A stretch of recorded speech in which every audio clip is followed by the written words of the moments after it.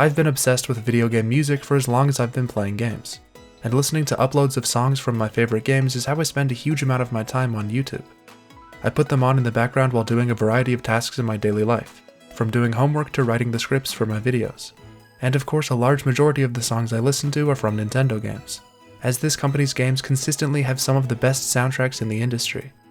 But Nintendo has continued to copyright claim a huge chunk of the most popular uploads of their music, making it a bit of an uphill battle to enjoy these soundtracks. It was especially frustrating since there was no official way to listen to any of these songs, so it felt like the company was being overly protective of their property without offering an alternative solution.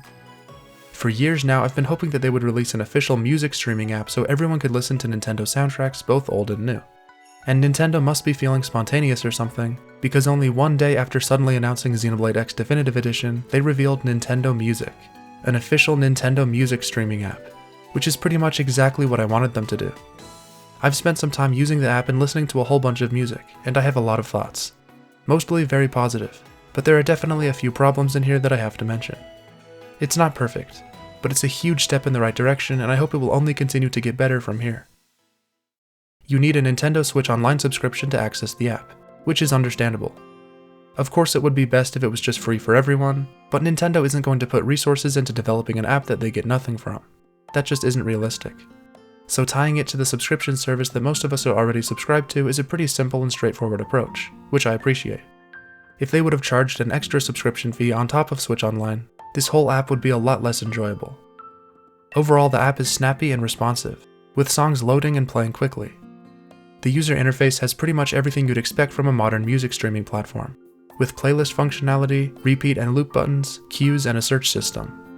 You can even download songs and playlists for offline play, which is a super cool feature that will make a huge difference on road trips and airplanes. The app reminds me a lot of Spotify, which admittedly I don't use very much as Spotify doesn't have any Squid Sisters songs. Speaking of Spotify, I'm sure there are a lot of people who would have preferred Nintendo just put their game soundtracks on that app, instead of requiring you to download a separate app. But Nintendo never plays very nice with other big companies like that, and I doubt they'd be willing to share their revenue with them. And speaking personally, I'm glad it's a separate thing so I don't have to subscribe to Spotify Premium to avoid their incredibly annoying ad breaks. I can use the Nintendo Music app in peace knowing that I won't be interrupted by... Want a break from the ads? The Nintendo Music app does actually have a few really cool features that are unique to it, mainly the song art, spoiler prevention, and extending songs for longer periods of time. Pretty much every song gets its own personalized album art, usually with a screenshot that's related. This is such a great extra level of detail, and I'm sure it took a lot of work behind the scenes.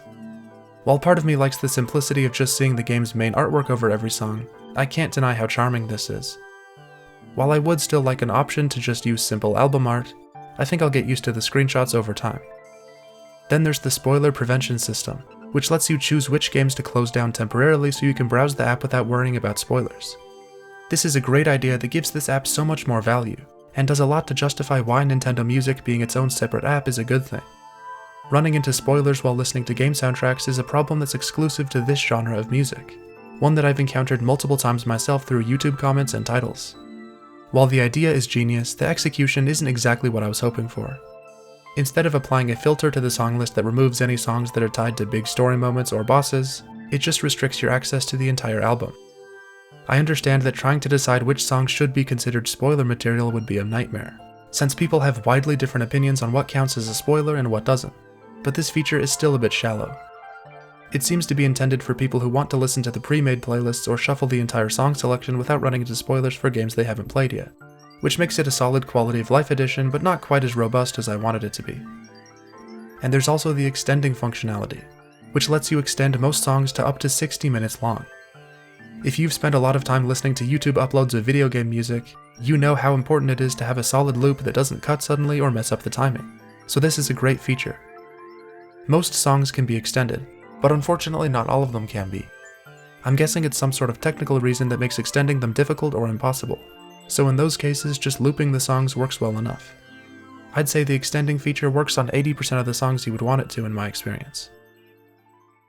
All these features are a great extra layer of effort that go a long way in making this app feel well made.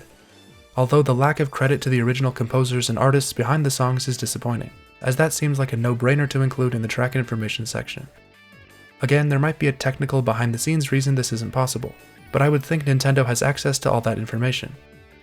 It's already difficult to find who actually made the amazing songs we all know and love, like the Mii Maker theme, so this would have been the perfect opportunity to finally bring some attention and recognition to the composers behind these songs. Keeping with the negative complaining for a bit longer, there aren't very many game soundtracks included at this current time. 23 soundtracks isn't much, especially compared to how many there could be here. But I am incredibly grateful that the selection isn't limited to modern games only, which was always a fear I had about a Nintendo music service. Of course, it's still heavily biased towards Switch games, but they've got everything from the NES to the Wii, with obscure picks like Tomodachi Collection giving me hope for future inclusions. And this is where the free update model strikes again, as Nintendo has shown that more game soundtracks will be added continually over time. Big ones like Wii Sports, Mario 64, Skyward Sword, and Splatoon 2 have already been shown off, and I'm sure fan favorites like Earthbound will arrive eventually. At this time, it's unclear just how long it will take for more soundtracks to be added, but I'm guessing it will roughly be the same as the update schedule for Switch Online games.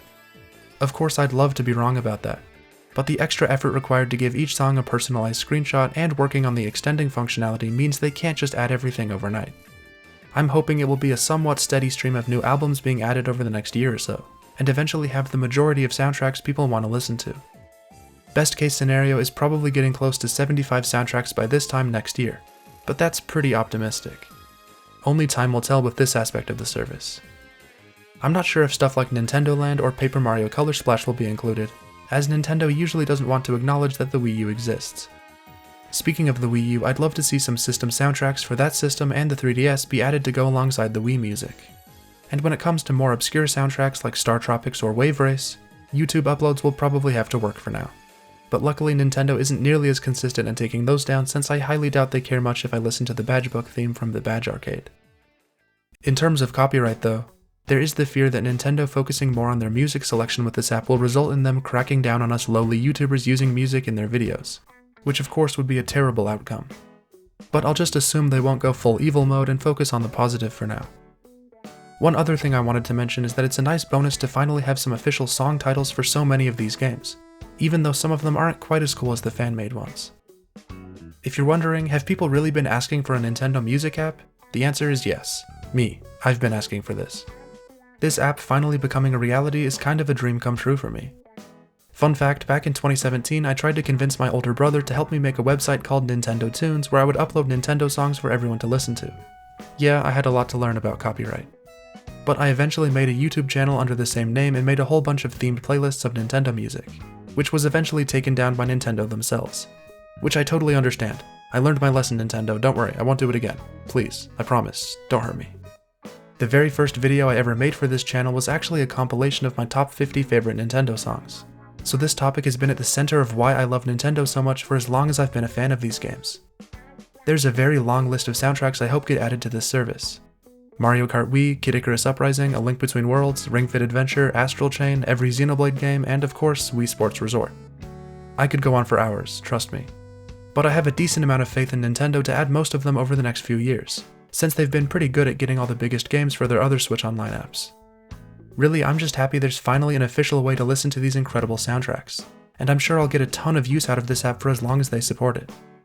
While the Nintendo Music app has a long way to go until it reaches the heights of my personal MP3 collection, it's already on the right path and has the potential to become exactly what I've always wanted. It's not quite all the way there yet, mainly due to a small soundtrack selection, but this is a really solid start. Also, I know I haven't posted much over the past few months, but don't worry, I am still working on bigger, more formal videos behind the scenes. Life's just been crazy busy, but YouTube is still a huge passion of mine. So thanks for being patient, and I hope you enjoyed this sort of off-the-cuff review. The Nintendo Music app should hold me over until whenever they finally announce the next system. Now if you don't mind, I'm going to go listen to Afternoon on the Island for 60 minutes straight.